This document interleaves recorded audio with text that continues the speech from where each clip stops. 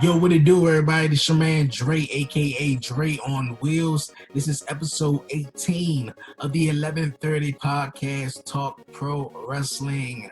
How everybody doing out there? Glad you guys joining me here on another episode. You guys, wherever you are in the world, good morning, good night, good afternoon, you guys.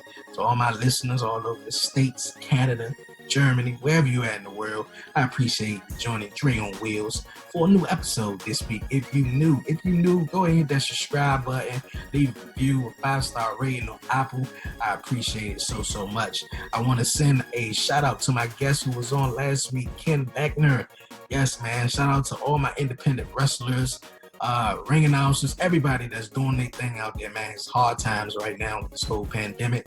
So keep pushing at it, man. For real, keep pushing at it. But like I was saying, you guys, this show, it's gonna be a good one, and it's gonna be an honor, you guys. My guest here, Miranda Morales, you guys. She's a ring announcer, she's a backstage interviewer, she's also a podcaster, you guys. But you heard what I said. She's a ring announcer, so you know I gotta do it right. I gotta do it right, you guys. So here we go. Ladies and gentlemen, making her way to the 11:30 podcast Talk Pro Wrestling, all the way from Arizona. She's a ring announcer, backstage interviewer for IZW, and she's a podcaster. She's the host of The Miranda Show. She's also involved in Lucha Central Weekly, The Chair Shot, available at www.chairshot.com and luchacentral.com. Once again, ladies and gentlemen, she's from Arizona. She's a ring announcer. She's the queen of soft style. Ladies and gentlemen, boys and girls, Miranda Morales. How you doing? Oh my gosh, that was so great. That's the first time I've ever been announced like that. I'm so used to doing the announcing that it's now I know what it feels like. That was wonderful. Thank you, Jay. Thank you. I hope I did good. You did great. Perfect. Like I love that. I love it. Thank you. Thank you. How's it going? Thank you once again. Thank you for joining me on the podcast. But how's it going? Oh, it's going real good. I mean, we definitely this year has been so full of ups and downs, but I think through it. Definitely been getting to do a lot of fun and cool projects with podcasting. As you mentioned, I've primarily been ring announcing, been doing that for 3 years, but now the shows have stopped. It's definitely required me to look into pursuing other projects and passions, and podcasting has been one of them. So I definitely commend you on all of the work that you do on the 11:30 podcast each and every week, because hey, it's definitely not easy. It takes a lot of work. So thank you again for having me on this show, and just congratulations on the success of your podcast. Thank you very much. Yes, it's not easy. I have two podcasts. It's the wrestling one and the main one that comes out on Tuesday. So, but I try to stay focused and I try to stay busy. But thank you once again. You have a podcast also. You're the host of your podcast, The Miranda Show, and also you're a part of Chair Shot podcast and Lucha Central. Can you tell us about your podcast and the podcast that you're involved in? Yeah, so I definitely do a lot of podcasts, and those are just things that kind of happened. I first started about almost 2 years ago with the Chair Shot. I call him the kingpin of the Chair Shot, Greg DeMarco. He runs thechairshot.com.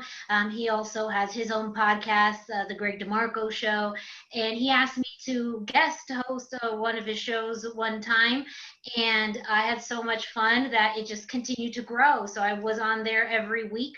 I still am as part of his show, one of the co-hosts. But then him and I were at the Royal Rumble in Phoenix back at the beginning of 2019. And as we were waiting for the show to start, we just got talking about me doing my own podcast. And so he really encouraged me to do that. And I really wanted to do something on my own, really wanted to just show my perspective of wrestling, because it is a little different than most fans. I'm much more driven by story and character. And again, too, as much as there's been now a huge boom in female podcasting, it always still feels like there isn't enough. So I really wanted to have that opportunity too, to show, what a female perspective of pro wrestling. So that's how the hashtag Miranda Show was born. And then over this year, I got the opportunity to join a brand new podcast called the Lucha Central Weekly podcast, part of luchacentral.com. And that one is very different because it just focuses on the world of lucha libre. So we talk anywhere from the big promotions in Mexico like AAA and CMLL. We also cover some of the more independent promotions throughout Mexico, and then lucha related news in WWE and Ring of Honor and MLW. And that was something I had to learn more about. I've watched some lucha libre as a kid, really with WCW, and the cruiserweight division was my first introduction, but I hadn't really gone too in depth into that side of wrestling until this project came about, and it's been so cool. I mean, there's things culturally that I am very aware of and adapt to with lucha libre, but there's so much difference between lucha libre and American wrestling, and learning those differences, and how even just learning about lucha libre in the American context, when we see luchadors on WWE or AEW, how does that translate to an American audience compared to how does, say, a Latino audience relate to that? So I really try and do projects that are a little bit different, but things that interest me. And I've been really fortunate to be able to do that through both thechairshot.com and luchacentral.com. Okay, that's cool. You said you were a part of the Royal Rumble back in Phoenix. Yes. How was it? How was that experience? So it was, I've gone to Raws and SmackDowns before, but that was my very first pay-per-view to go to. Oh, wow. And for it to be, one of the big four, the Royal Rumble, like, it was amazing, like just the grandeur of it all, the spectacle, like it really did, like it was so cool. And because that was also really the peak of, say, like Becky Lynch, and her career. And I just remember that particular point too, after she lost her match with Asuka. A lot of, people just in the stands wondering, so where's Becky Lynch going to fit into this? Is she going to be in the Women's Royal Rumble? And the way that rolled out live, and that energy that you felt in there, like, it was crazy. It was crazy. It was so cool to be part of that live and to be part of the audience. And it's something I'll never forget. I haven't gone to a WWE show since, just because of timing and, of course, now what's going on. But it's something I'll remember for forever. And, Arizona doesn't get a lot of those big types of shows. So the fact that it happened, it really was a reminder, like, hey, sometimes you just got to go for it. Don't matter, what you got to do to get there. You just go for it. And I definitely don't regret it at all. Loved it. Yeah, I feel you on that one. I'm still missing out to Royal Rumbles. I've been to a Survivor Series though, but I'm pretty sure the Royal Rumble is something to be at. I would love to see that Royal Rumble match live. So I know that was cool. But we're gonna move on. How did you become an announcer slash interviewer? Yeah. And also, how long have you been in the wrestling, scene or business, if I may say? So I got my start when I was living in Albuquerque, New Mexico. There was a local promotion there called Destiny Wrestling Organization, DWO. And it's kind of funny because I heard about them through like flyers around town. And at that point, I'd actually never gone to an independent wrestling show. I didn't really know much about independent wrestling. I really just, whatever I saw on TV, I knew it existed, but I had never gone. So I finally went to a DWO show, I want to say late 2016, and I thought it was great. It was a totally different side of pro wrestling. We're so used to seeing what's on TV when you go to big events. I'd never been to something like an independent wrestling show, so I loved it. And I started following them on social media, and they had posted that they were looking for interns. They were looking for, people to help out. And I had kind of thought about, do I do it? I never thought about actually being part of a wrestling promotion. I always was just on that fan side. And a few months after that, they had a booth at a local Comic-Con, and they were, promoting their upcoming show. And I went up to the booth to the wrestlers who were there just to introduce myself and to just say how much I really liked their promotion and the show that I want to.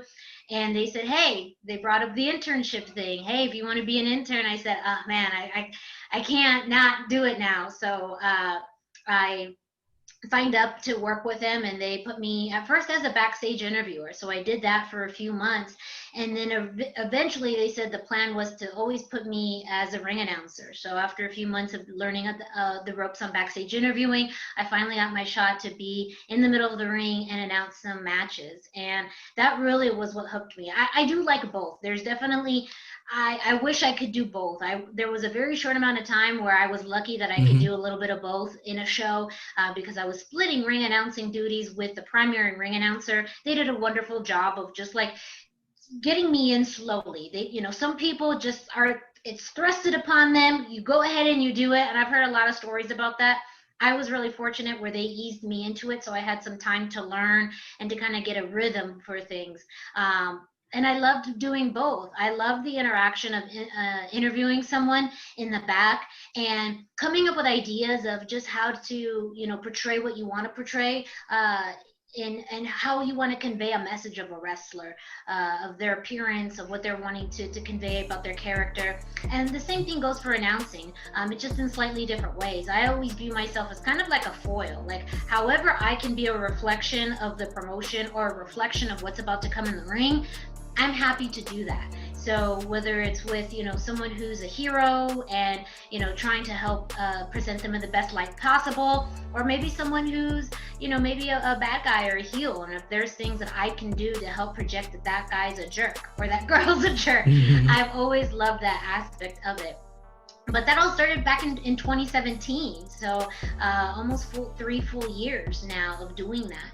And in 2018, I moved to Arizona and started to work with the promotions out here, continuing with ring announcing and also interviewing. So I would say the majority of the work I've been doing is announcing, but I still do interviewing here and there. And one of the promotions that's very dear to me, IZW, Impact Zone Wrestling, that is a promotion I do a lot of interviewing for, both during the show and after, and that's a very cool experience as well. I don't typically done in-ring interviews live during a show, so IZW's been great where I can combine some of the best of both worlds.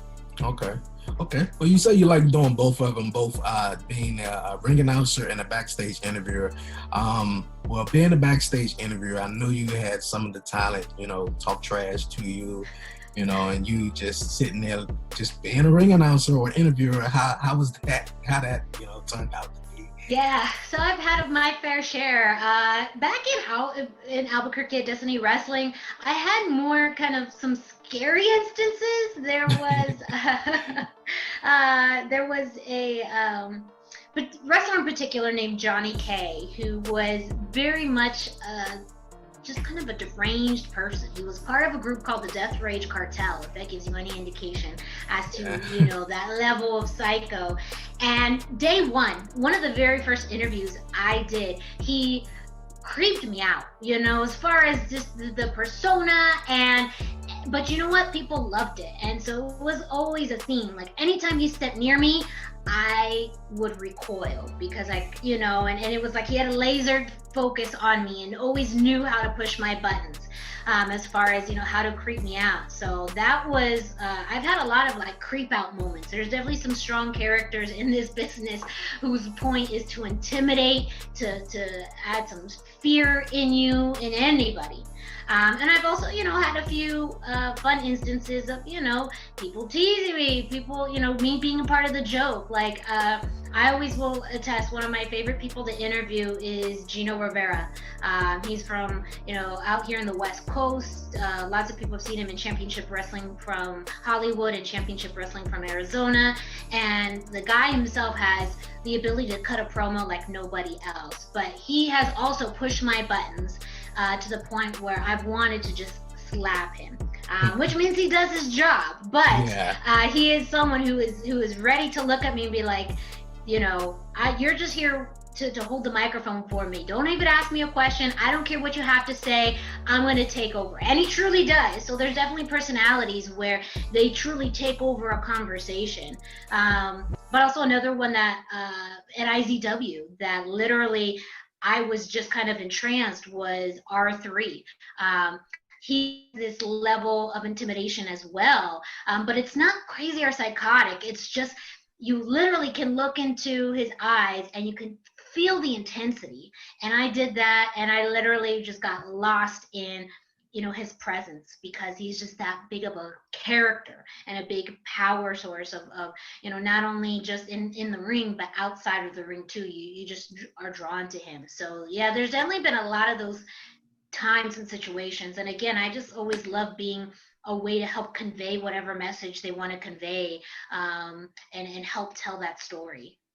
Okay, that sounds cool. I was always a big fan of the ring announcers in pro wrestling. But I want to ask you a question, two-part question. Have you been a lifetime fan? And also, who was your favorite ring announcer growing up into the wrestling business?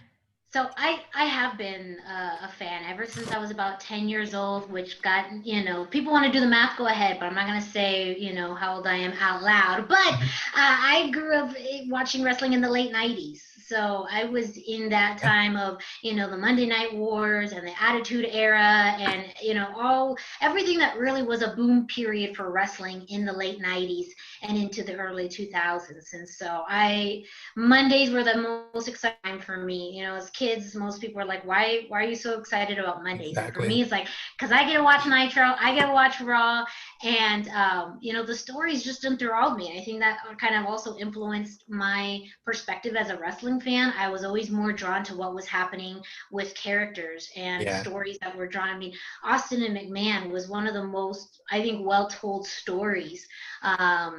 And there was, of course, some craziness happen. All the things that the Undertaker was doing, the NWO and Eric Bischoff. There were so many things happening that it was hard for me to stay glued to one show, because everything going back and forth, like I just really loved it. Hmm. But as far as ring announcing and really knowing more about a lot of characters or the roles outside of the ring, actually the very first non-wrestling person that I really was drawn to was in commentary, Jim Ross. Like, I just loved the way that he was able to convey what was happening in the ring, and his passion and his energy.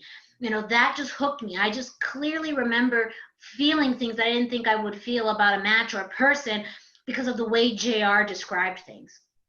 And Yeah. so for me, he was the first non-wrestling person that I ever really admired. But as far as ring announcers, I mean, Lillian Garcia is Hmm. the reason why I ever felt like I could do this. And I know Yeah. she was a little bit later on in the 2000s, but I mean, her presence in the ring was both elegant and beautiful, but strong. She has that singer's voice, so wasn't like, you could just tell that not only she enjoyed what she did, but the voice and the projection of how she announced people was just full of energy and happiness.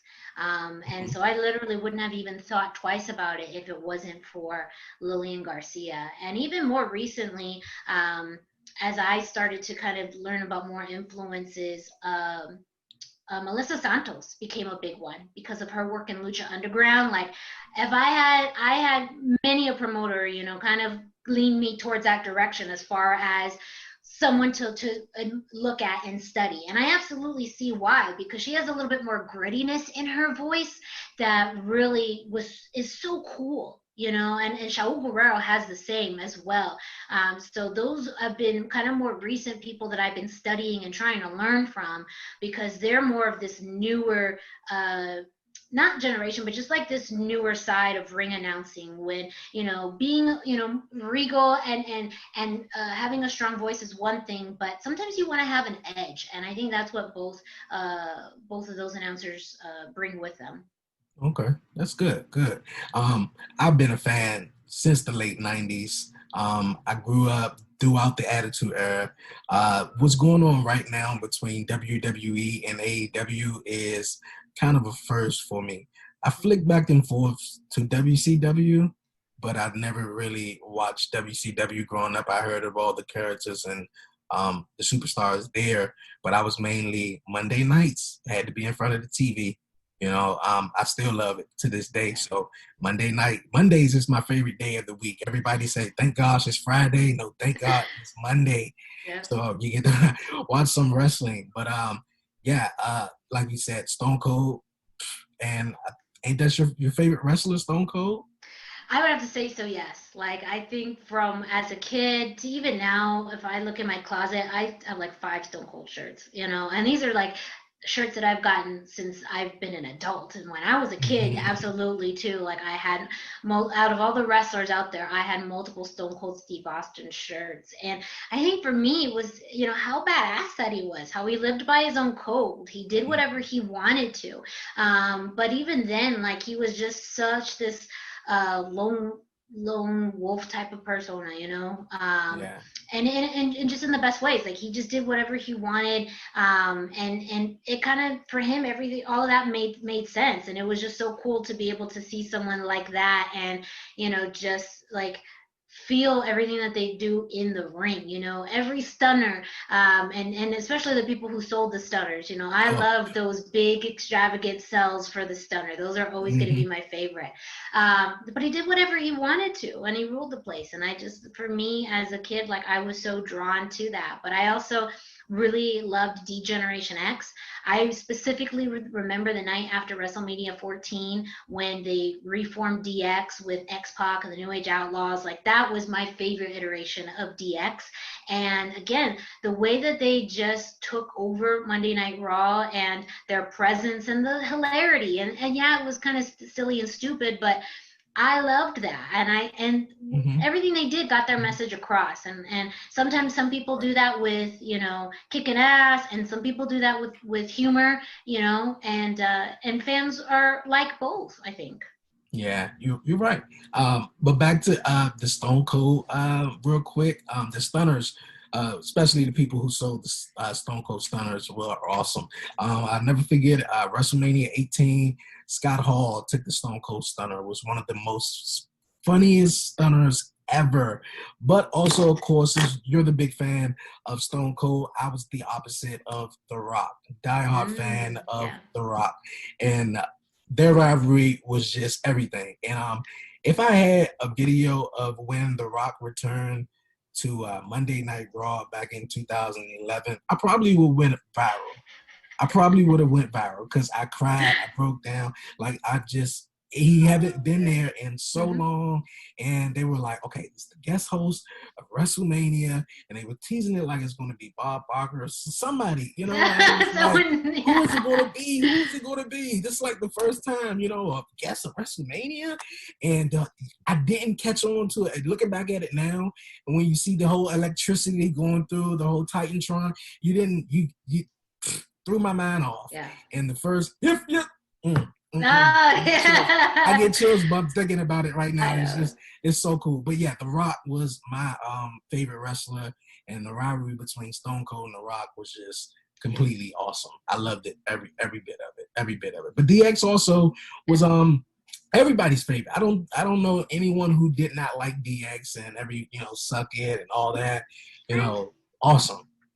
It was awesome, yeah. And you're right about The Rock. Like, he is one that definitely, out of when I was a kid, all my shirts were Stone Cold, except I had like 2 Rock T-shirts, because he was also one, like, talking about a character that drew you to the screen. I mean, that's him times infinity. I mean, even the evolution of him, from starting off as Rocky Maivia, and then joining the Nation, and then just his persona growing each and every show, like, that is that the amount of growth that he had in such a short a period of time was, I mean, phenomenal. I mean, and to this day, you're right. I mean, the fact that even in 2011, after he was one of the biggest movie stars in the whole world, to still come back to pro wrestling, like that, for fans is very special, because we often have wrestlers who kind of leave and don't come back.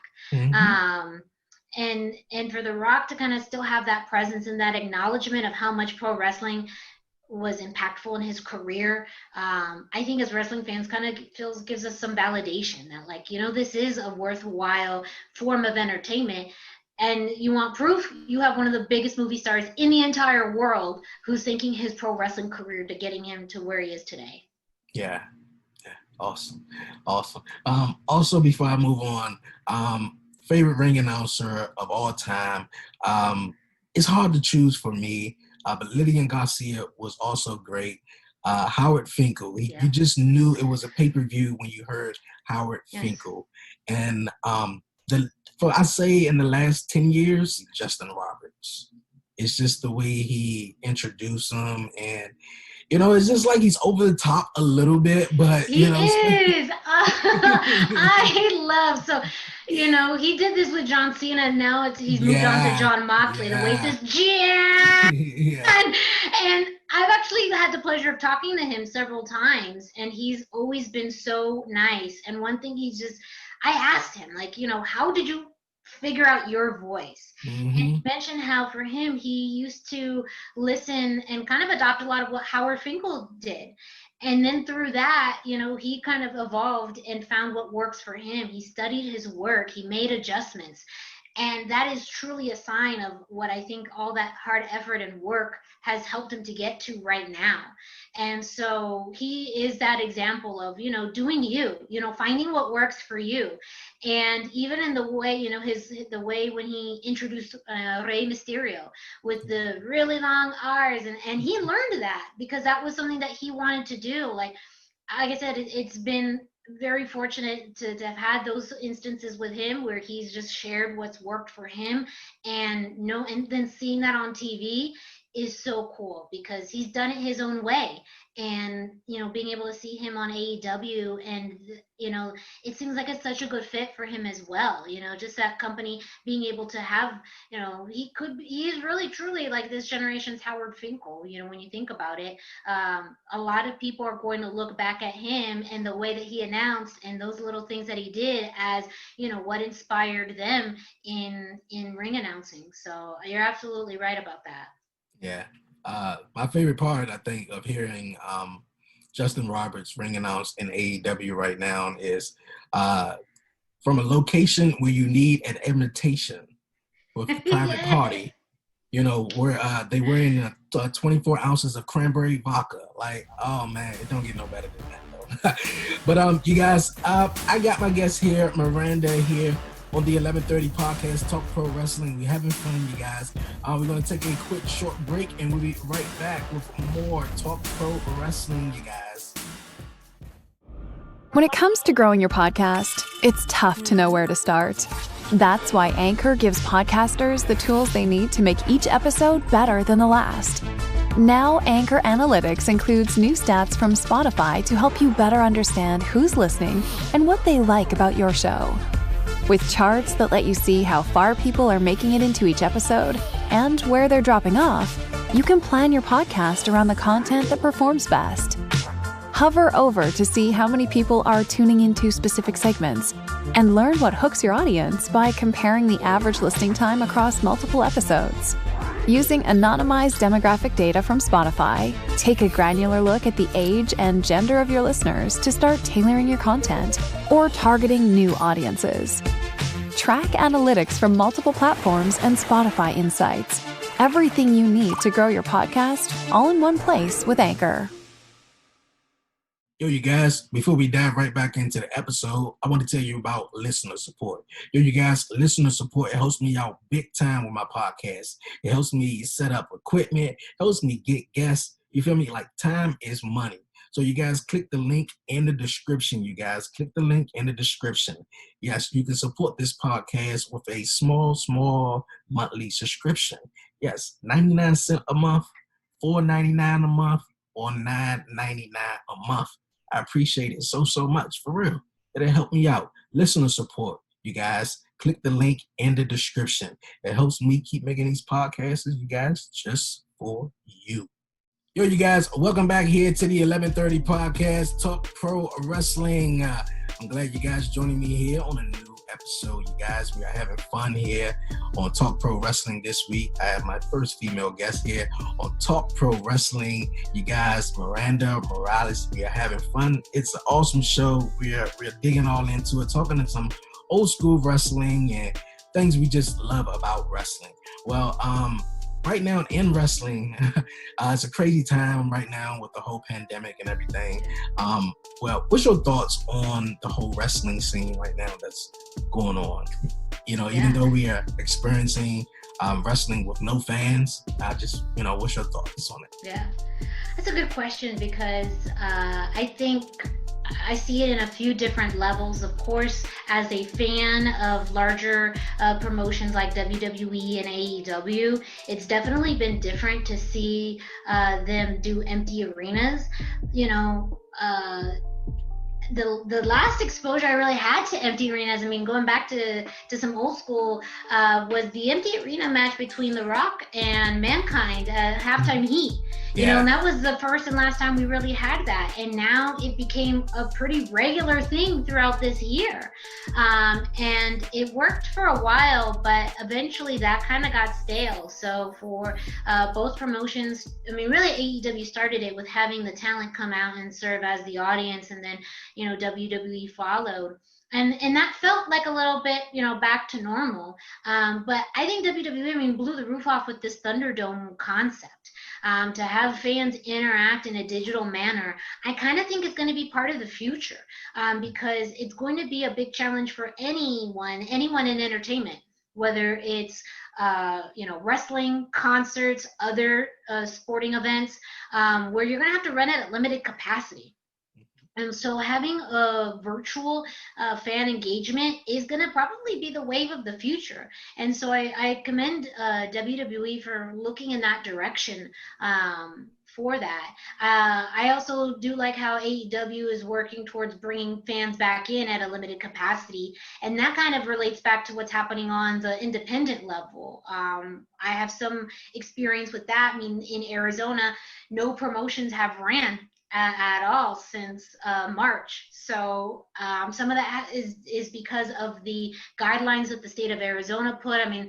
A lot of people know Arizona had a pretty high amount of COVID cases for quite a while. And so it felt like you couldn't even think about putting a show together. So I think for the majority of Arizona wrestling is probably going to be put on pause for the rest of this year. However, there's some things in the works. I know that there is likely going to be a return of one of the promotions I work for, IZW, later this year. But even in that, it's thinking about what is that setup going to look like. I think, again, limited capacity of people that could physically be there. Social distance measures as far as putting seats and chairs having them a certain amount of distance, sanitation, making sure you're wiping down things after you use them. So there's this whole other level of caution now that on the independent level promotions need to focus and worry about. And that, in some ways, it's this counterbalance of, well, now you have less people, but you have more added cost. So how is that going to work? And even seeing what's happening in other countries, like in Mexico, during Lucha Central Weekly, every week we talk about what's happening with shows in Mexico, because Mexico has a very different approach to how they're handling the coronavirus, which means they're putting different rules in place on live events. And even the promotions there are handling things very differently. So that's also been very interesting to view on an international level, how this what countries are doing and how they're observing this is impacting wrestling. I do think that wrestling has changed forever with this. We never thought we would see an empty arena WrestleMania, and we did. So if that could happen, anything could happen. But I think there's a higher level of responsibility in general that promotions need to have, and most of them I think do. There's a lot of them that, like for example, MLW just announced that they're going to be restarting. They were one of the few larger promotions that said, we're gonna not run until we have a handle on this. And that did lose out on time on shows that they had already scheduled, but now they're coming back and they've been able to see what other promotions are doing, what has been happening, what's worked, and they can go in, I think, a lot more confidently about the protective measures. Same thing with Ring of Honor. It's kind of this back and forth of, do you risk the health and welfare of the wrestlers, or do you keep on going and build momentum when now wrestling is very limited? And we've seen, companies try and do both, or some, but this has really changed wrestling forever. And I think overall companies now have to be more mindful about the safety of their performers and of their audience and their fans. And what does that mean? Likely putting more digital content out there right now. But eventually too, that's going to get boring. People are going to want to be in front of, an arena again. So, I think everyone's having their challenges as to figuring out long-term plans, because it's so hard to plan long-term right now. Mm-hmm. Right about that. Like you were saying, this may be the future with this whole ThunderDome. The past couple of weeks, I've been missing out to try to get in. Well, this week, I got an email. I don't really know how it all works and stuff, but I hear that they rotate people every 15 minutes or so. But I got a strange call-in time. But when on here on the East Coast, SmackDown starts at 8 p.m. So I got the call time at 8:45 p.m. So not too sure about that. But you really like the ThunderDome, I say? I definitely like the concept. I've also had issues. I've tried twice now to get in. I had a call time right when the show was starting, and both times I could not get in. That's So weird. there is a level of frustration. Like, that is Yeah. something they really do have to address, because it sounds like it's like in a lot of things where, first off, they don't really advertise fairly well as to They when don't. registration for Yeah. ThunderDome opens. And then even when that happens and you get that, confirmation that you're in, it doesn't necessarily mean you're in. It just Mhm. means that now you've gotten moved to this smaller pool of people. But if, you're not on it right away, then you may not have the chance to actually be a part of it. So there's some, quirks with that I think for fans can be pretty frustrating. And, so I like the concept. I still don't know what it's like from that viewer's perspective. So you're definitely gonna have to Mhm. let me know what that's like, because I'm really interested in knowing what it's like, viewing it and participating in the actual ThunderDome. But Yeah. I think the visuals of it are very interesting now too, with the entrances, that whole kind of 360 environment with the screens. I Mhm. think is really cool. And again, it's another way to engage fans, and Yeah. that's ultimately what it's going to be. One of the biggest hurdles from now on is, how do you get fans involved? Well. Mhm. Yeah, and in what's happening outside of just, social media, wrestling Twitter and Facebook and Instagram. Like, how do you get them involved in real time? Exactly. Yeah. My favorite part of it is the visual, and thank God the Pyros are back. That's like my favorite part of it. I love it. Like, I marked out when they it was a Friday Night SmackDown when they debuted the ThunderDome, and it was just so cool. The whole concept of the Thunder and then the Pyros. But I Yeah. couldn't wait till Monday Night Raw to see Raw's Pyros also. So that's my favorite concept and of it.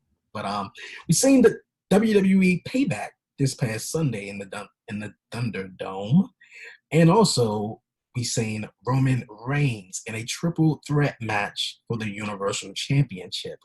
I think it was very, very weird triple threat match, but Roman Reigns is the new Universal Champion, but he has a side piece now, I guess. I love that analogy. I want to take that as a side piece. As of Paul Heyman, what's your thoughts on that?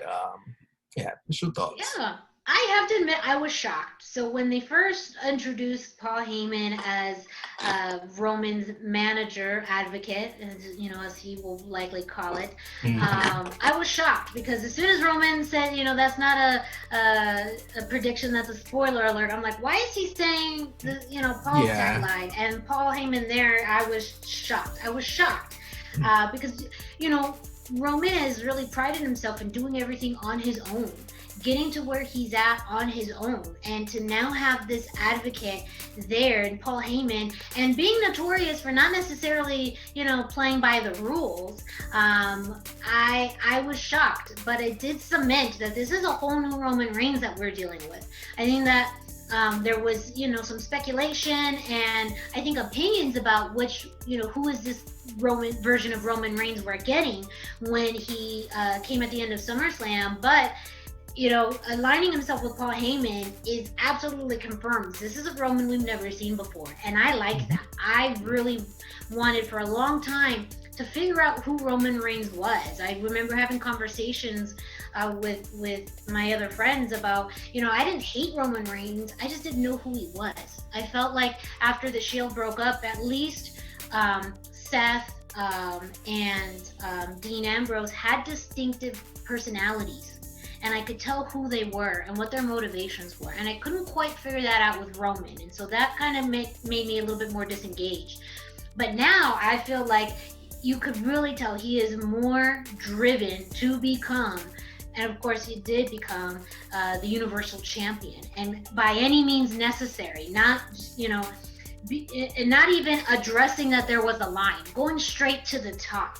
And doing it by any means. And so that I like him to be a little bit more ruthless, not because I feel like he needs to be in some ways, but that I can get a better sense of who he is. And every wrestling persona is an evolution, I mean, no one starts the same person they are on day one to where they are now, but I have a better sense of, at least who they want Roman to be and who they want Roman to be for the fans.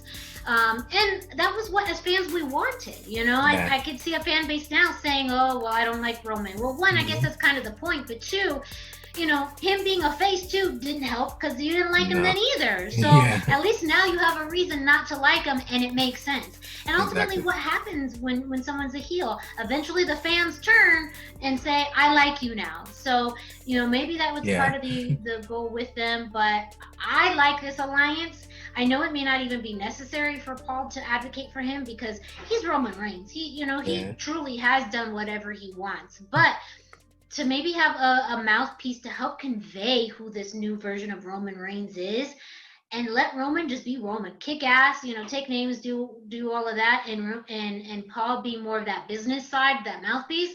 That could be a really great combination. So I'm definitely interested in this new version of Roman Reigns to the point where I'm definitely watching, keeping my eyes on him. Yeah, me too. This was unexpected. I was very, very shocked.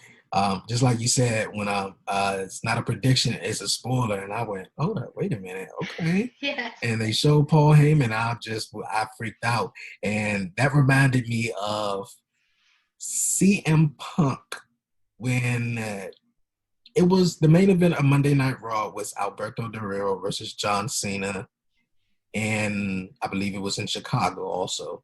And CM Punk was in the car. John Cena was laid out on the floor, and rolling by was Paul Heyman in the driver's seat, and they showed the alliance that CM Punk and Paul Heyman did. But this was cool. They needed something really, really big. Besides the whole retribution thing, I think Roman Reigns coming back as a heel is really, really good to see how it's going to turn out and stuff. So he wrecked everything and walked out with the Universal Championship. So. Hey, and even the strategy that seems like a Paul Heyman strategy. Don't sign the contract and don't get into the match until the right opportunity. I mean, that is very much a Paul Heyman move that we would have never seen the old Roman Reigns do. And we've seen also why not? Because he's also seen what happens when other people break the rules. I mean, Seth Rollins in WrestleMania 31, he lost his opportunity for the championship because Seth Rollins cashed in his Money in the Bank at a triple threat match. So if anything, I think as far as maybe some motivation or reasoning behind this is, why follow the rules? Why do all the right things when it leads you nowhere? Because that's what happened to Roman. Now that he has a advocate that can be more strategic in business matters and help him get to, the championship in the fastest route possible, which he did.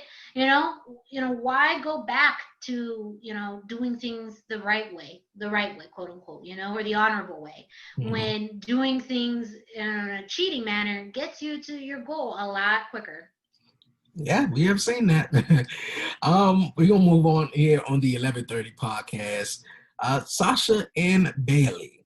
Yeah. I really want to know what's going on with this storyline because I'm waiting for them to turn on one another, but I feel as though they are milking it and really, really milking it, like really slowly though. You get Bailey looking at Sasha one way, Sasha looking at Bailey, Bailey putting Sasha in a match, Sasha putting Bailey in a match. But Bailey's just like, okay, well, as long as I don't lose my championship, it doesn't really matter to me. So Yes. I love it all. Like they just been the whole forefront of this pandemic in WWE. Basically, they've been the stars. So and you also telling me that Sasha and Bailey are one of your two favorites right now in the story that they have. Yeah, I actually talked about it on my podcast this week because it's a story that I've really wanted to explore more. And I've been a Bailey fan for a long time, actually, since her NXT run. I've loved the babyface persona. I loved, just this happy-go-lucky, happy to be here type of persona. And the story that they told in NXT on her way towards the NXT Women's Championship, that road to redemption leading to her match with Sasha Banks at Brooklyn was one of my favorite stories, and it was so simple but yet told so beautifully. So I've been a Bailey fan for a long time now, and I was shocked when she turned heel. I didn't expect that to happen. And I mean, we were just talking about evolution needing to happen. I agree that every wrestling persona and character should play around with that concept in their career. No one should stay that stagnant for that long. Even one of the most famous examples of that is Hulk Hogan. He was a babyface for the majority of his career. However, I think his run as Hollywood Hogan helped his career grow up by another 10 years in a way that staying face would have not allowed him to do. So I think even for the just to keep your career going, you need to continuously play with those dynamics. Yeah. But I wasn't a big fan of it at first, her turn, because I didn't quite get it. Yeah. And at that point too, we still had fans in the audience, and they didn't quite get it. So things really started to click, I think, when her and Sasha started to team up, because Sasha is a fantastic heel. And really seeing this alliance now more from a heel perspective than a babyface perspective, I thought made both of them look fantastic. And then that's when I started to get, okay, now I get why Bailey is a heel, and this is starting to click and make it work. But you made a very good point earlier about now Bailey's focus is really being on her SmackDown Women's Championship. And so she's looking a little bit more like the heel in this scenario, where Sasha may come up as the face, and that's a dynamic I don't think anybody in the world would have thought we were going to see. We probably always thought that we were going to see a face Bailey and a heel Sasha, because that's what they've done and that's what's worked. But, to see a lot of what Sasha's putting into this friendship, all the time she's helped Bailey, retain her championship, all the time, everything that she's done. And Bailey did help Sasha out too. I mean, Bailey was the reason that Sasha was even as close to the Raw Women's Championship as she got. Exactly. I mean, she put on a ref shirt and counted the 3 at the horror show. Exactly. So, and she went backstage to distract Kairi Sane so she can win the Raw Women's Championship that night. Yeah. So they've had that, they're a team and they're united, but there's also been digs. One of my favorite digs, and it's becoming a little bit more obvious now, was the SmackDown before Payback, or it was the Raw before Payback, I believe. Either one. No, I think it was SmackDown. Where Sasha and Bailey were in the ring cutting a promo, and Nia Jax and Shayna Baszler were in the back. And they were cutting one from the back and, replying back to Sasha and Bailey.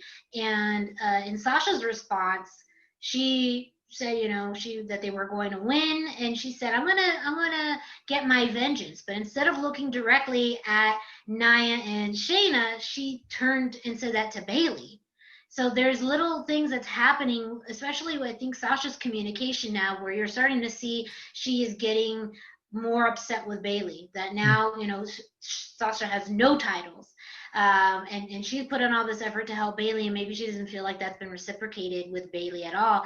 And Bailey, she's just kind of very egotistical now. She's this egotistical, longest reigning SmackDown Women's Champion. Sasha's my best friend, but this is my title, and I know you don't have any titles anymore, but I still champion, so isn't that still a good thing? So there's lots of layers to this, I think, and they're really dragging it out. But I think that the current situation has allowed them to drag it out. And I think if this was in front of a live audience, we wouldn't have had that patience. But I do think in the end, it's going to build to a better story with them, because there is so much history and layers between them that I think they're going to, I mean, once we finally get them in the ring one-on-one, it's going to be electric. It's going to be definitely shades of Brooklyn plus things that we've never seen before, because at that point, I truly believe the dynamic is going to be flipped and Sasha's going to be the face going into this. Yeah, because also Bailey said something this past Monday. She said it backstage before they came out to the ring, and Bailey said, well, some people just don't have it in them to be champion. All they could be is a tag team champion. So she said that too, and Sasha just looking like, okay, she's trying me. Yeah, she's really trying.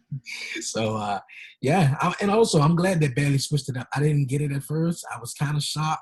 The haircut was new, but yeah, she had to switch it up, just like the Undertaker said in his documentary. If he went the whole dead man character throughout the Attitude Era, it wouldn't have worked. So him changing up to American Badass, and gotta just evolve. So that's cool. We're gonna move on here on the 11:30 podcast before we wrap it up. Check out NXT this past week. I've been able to watch some of NXT. I watched the street fight between Legado del Fantasma and Breezango and Isaiah Swerve Scott. That definitely is something we talk a lot about Legado del Fantasma on the Lucha Central Weekly podcast, because that whole concept is just lucha.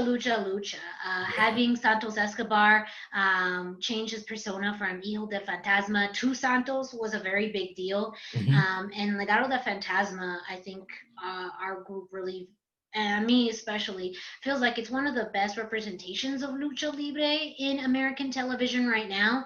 WWE has not always been the greatest when it comes to lucha representation, as far as it being taken seriously. It's been more comical. It's been more of kind of a stereotype, really. But I think Legado del Fantasma has really showcased what their goal is in putting a level of respect, wanting to have lucha libre as a form of wrestling that is respected in the American audience, but also evolving away from the masks, away from its history, and creating their own history. And so I really love that. So anytime they're on NXT, I watch them. And then segments of the Iron Man match, of course, like that. Unfortunately, I haven't watched the whole thing through yet, but my goal is to do that very soon, because I know how it ended. I just don't know how we got there. Yeah, I don't want to spoil it. That's why I asked. But Santos Escobar, I really love his name, the way he changed it up. I thought that was just a badass name. Before then, I was like, who's this guy? Like, he beat Drake Maverick in the Cruiserweight tournament. And I was like, the whole story behind the Drake Maverick thing and how he got sort of re-signed back, or Triple H came out there and re-signed him. I thought that was cool. But, I didn't expect them to lose, but I didn't expect Triple H to come out there to sign him neither. But that was a cool story in itself. But Santos, once he changed his name to Santos Escobar, I was like, okay, I'm digging him. I didn't understand the championship win, but and then the story leading up to this, where he was taking Raheem Mendoza, the other dude, Wilder dude. Joaquin. Yeah, Joaquin Wild. And they were putting them in the back of the vans and stuff. And now they, are a faction. It's pretty cool, though. But I didn't understand him at first, though. But I definitely like Santos Escobar now, because he's a badass. And he's the Cruiserweight champion. Yeah. Also, what's your thoughts on Retribution? Oh, man. Yeah. That's a loaded question, because I was originally interested in them, but I feel like there was a certain point in which they got to take this plunge and move to through a new chapter of Retribution. Give us some signs as to who they are, what this is all about, what they're doing, or stop. And I feel like the fact that they were made up to be this big deal and cause mayhem and destruction, but it was so selective to the point that didn't quite make sense as to when they made their targeted efforts. Like the fact that we didn't really see them. We saw them during the premiere of the ThunderDoome, and that is when I thought they were going to take it to the next level, like maybe hijack the ThunderDoome or hack into the ThunderDoome and kind of do more of a digital assault. But they just are more of a physical group. But ever since then, I felt like everything that they've done after that, like, to me, I've just lost interest in them because I don't know who they are. I don't know why they're doing. And so the fact that they continue to do the same things and they're not evolving in any way in their approach to this, like, I just, I'm literally seeing the same thing over and over again. And so it's not keeping me interested at all. And we didn't even see them during SummerSlam. We, like in big moments too, where we would have thought that we would see them somehow interfere, we haven't. So I was interested at first, but now I really like, I won't care until I know, who's behind those masks and why they're doing it. But even then, and once they start explaining, like, for me, it's hard to even understand why are they doing this, like the fact that they dragged this on as long as they have, I don't know, maybe they'll have a good enough explanation where I think, okay, that makes sense why we waited 2 months, but right now I can't think of something. Yeah, I don't know. I said on the podcast last week with my guest, it was a rumor, but I just went with it. Maybe CM Punk, the leader behind it or so. The only reason that I would choose CM Punk is because WWE needs something, like right now. With the whole fans and the ratings are down and certain people watching certain stuff, I think they need something, somebody that's going to be captivating. In a way, I can think it's Roman Reigns because he didn't show up. I mean, Retribution didn't show up at SummerSlam, but I'm not just saying, all of them are Roman Reigns, but, he's the, leader, but I don't know. I really don't know. Yeah, I could see why the theories, I've heard about the CM Punk theory and why it would make sense, because if this group is all about destroying the structure of WWE, what better way to have that leader than be CM Punk, because we've seen it all over the headlines. There feels like a personal vendetta between CM Punk and WWE, and all of the stories that came out after he left. I mean, there's a lot of deep-rooted history, and so what better way to get back at WWE than to destroy, everything that makes them what they are: the ring, the production area, the wrestlers, So, and again, it goes back to the reasoning. So I would want to have a leader that could fully explain why it's happening, and that would, again, interest me. However, the fact that they've gone on this long, and ultimately, I don't think it's either. I don't think it's CM Punk, and I don't think it's Roman Reigns. So who else could it be? And could they have a good enough explanation behind all of this? I'm not sure. Like I said, I don't think Roman would need something like this. I really like his partnership with Paul Heyman, keeping that together as its own thing. I also think it would be a great way to elevate some new people, because there was also a lot of rumors that this is going to be comprised of some people from NXT, which is a great introduction to Raw and or SmackDown. And to have someone be the leader to take ownership of this would be a very big deal. So I hope it's somebody new. I hope it's someone they could build around.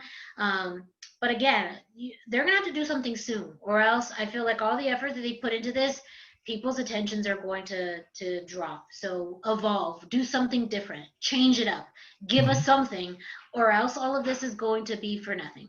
Yeah, right. What's your thoughts on Keith Lee making his debut on the main roster, and not only that, defeating the Viper Randy Orton at Payback in a shocking fashion, by the way? I was surprised that Keith Lee lost the NXT championship. I thought that they were gonna I was very surprised about that. I Right. understand why, because even in hindsight, looking at everything they did for Takeover 30, it was truly built around Carrion. The Hmm. visuals, the music, everything was built around Carrion. So in hindsight, it's like, okay, so they were gonna go through this no matter what. You know, I was happy to see him on Raw, though. I do feel like there's always this level of fear as a fan that whenever you have someone move from NXT to Raw or Hmm. SmackDown, there's going to be elements of them that don't either translate. And I don't know if this is the way that just the two shows work, or when you're put on a bigger stage, what happens. But there's going to be elements of that character, of that individual, who kind of gets lost. So I am glad that they started him off with a really good win over Randy Orton, one that I was shocked, to be honest, because it's Randy Orton. You know, he doesn't lose very often, and especially to somebody that new. But it made sense. I mean, Keith Lee is incredibly talented. I mean, he is agile and quick and strong in ways that a man his size shouldn't be. So I think as far as his style and approach to wrestling is one that I think was going to be a challenge for Randy Orton to address anyways. So it Hmm. makes sense that they had that win. But now it's also what's next? You know, what does he do next? Because now he had a loss against Randy on Raw.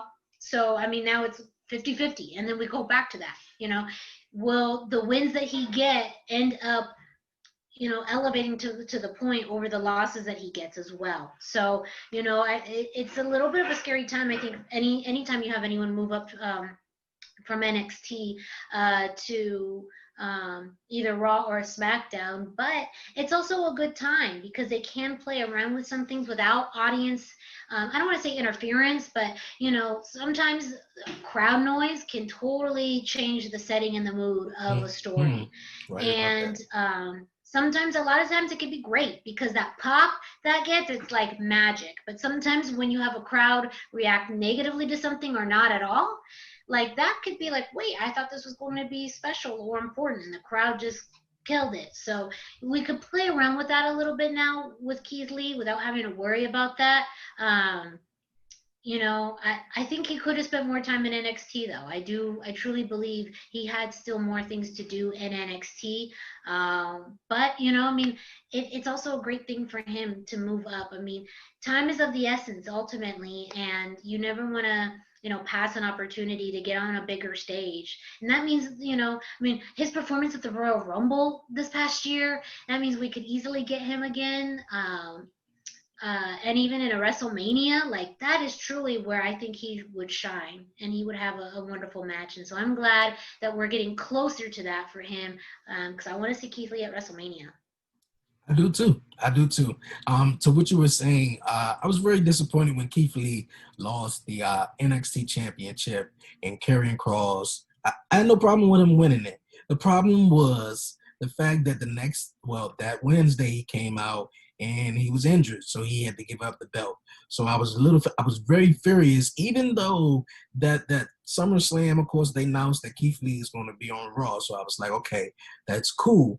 But also looking back at it, I didn't understand the fact that Keith Lee had to give up the North American title, just for other guys to have opportunity, which is cool. That's very, very cool, though.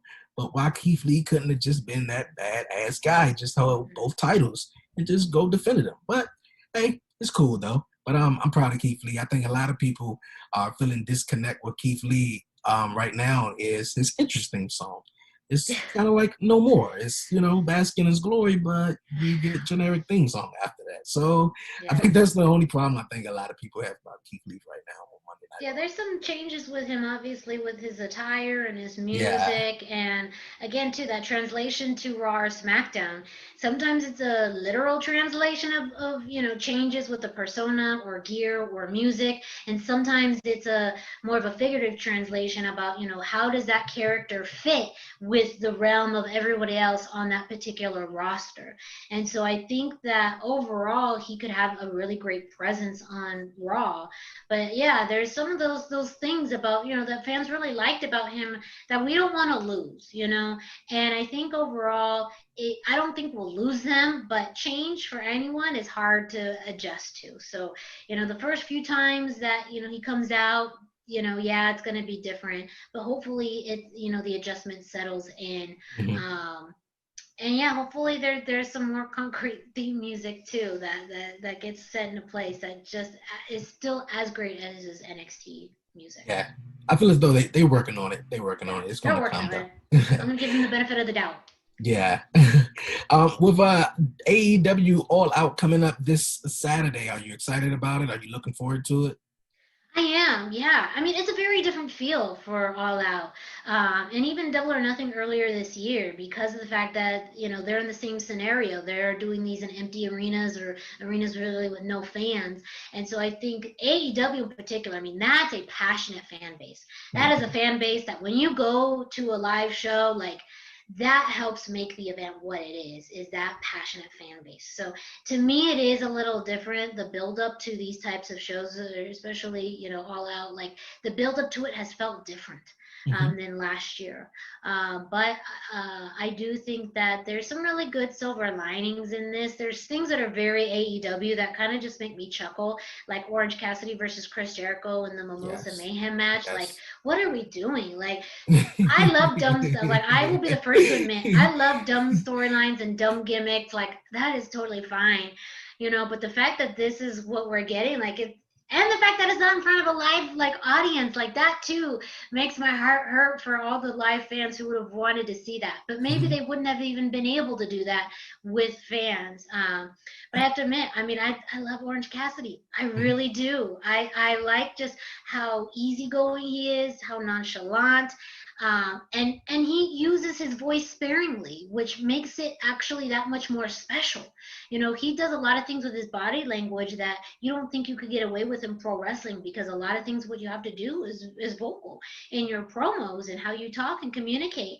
But he's a rarity where his body language and his look covers most of what he needs to do. And of course, Chris Jericho, I mean, being the crazy guy that he is, like, talking about evolution, I mean, I think he's evolved more than anybody in the pro wrestling business, and he's shown that that's helped, add years on his career. And I've loved how Chris has just been so frustrated with Orange Cassidy, because it's also this ideology of new school and old school in a way. Like, Orange Cassidy is this very much Generation Z type of persona where you're just kind of like, chill, whatever, man, like, cool. And Chris is like, I've had to work for every single thing that I've gotten, and that's why I'm successful. You've done nothing but put your hands in your pockets, and you have millions of followers. Like, I actually like that part of the story. And I'm also very excited for Thunder Rosa versus Shida. I've been someone who has not been a fan of the AEW women's division. I've been very critical about that, because that was one of the things that I expected more out of AEW, that they came to the forefront to say they were going to do more with women's wrestling because they knew that that's what fans wanted. And it really is the right time to do it. But they've had things out of their control. They've had injuries, they've had changes in their roster, but I just don't think they put enough attention to it. So having this buildup between Shida and Thunder Rosa, though I think could have, definitely deserves more time, because you have a champion versus champions match that you're not getting anywhere else in pro wrestling.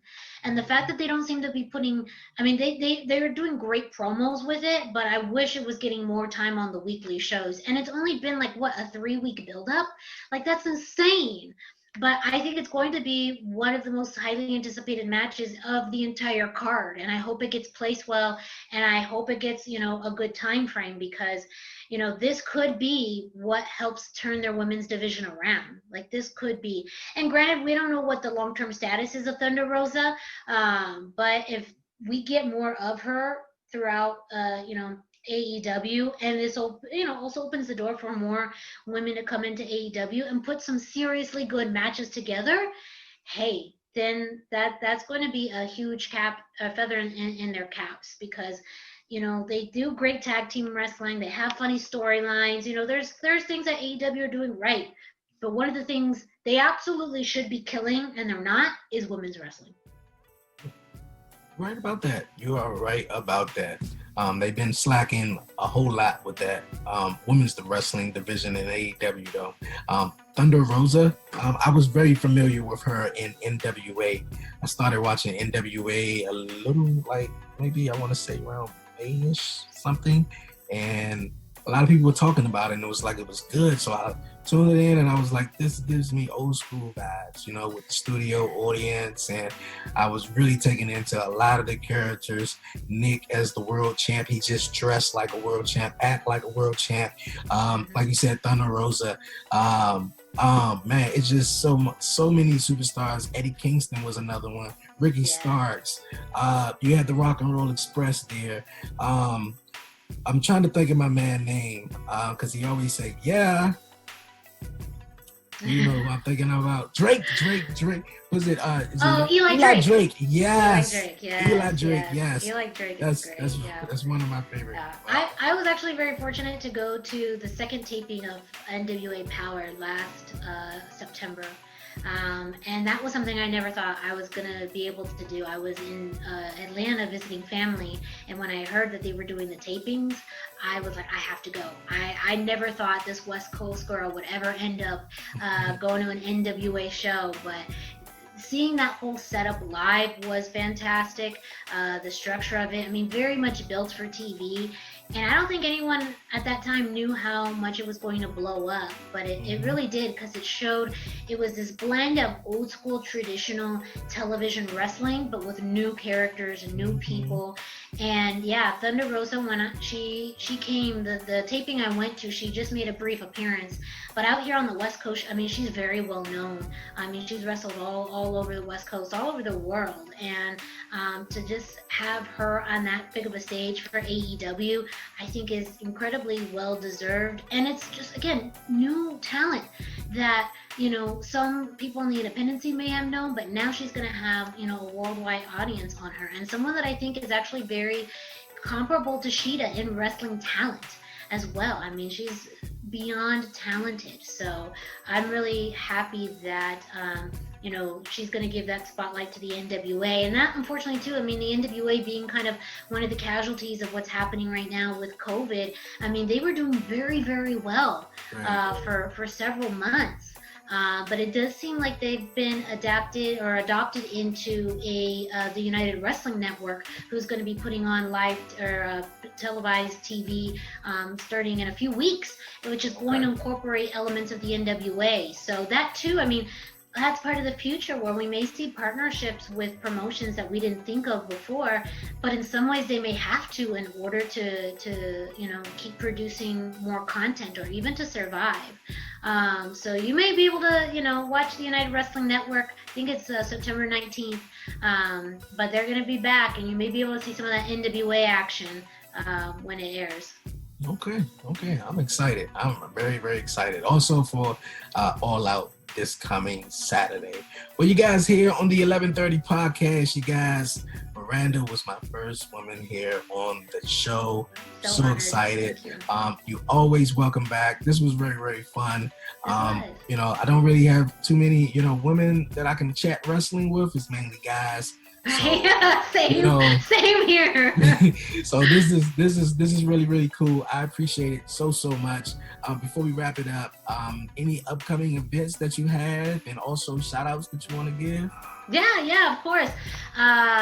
Well, upcoming events, I mentioned there may be some happenings in Arizona with Impact Zone Wrestling, so make sure you check out Impact Zone Wrestling IZW on social media. I believe it's IZW Wrestling on social media, and also IZWWrestling.com for information.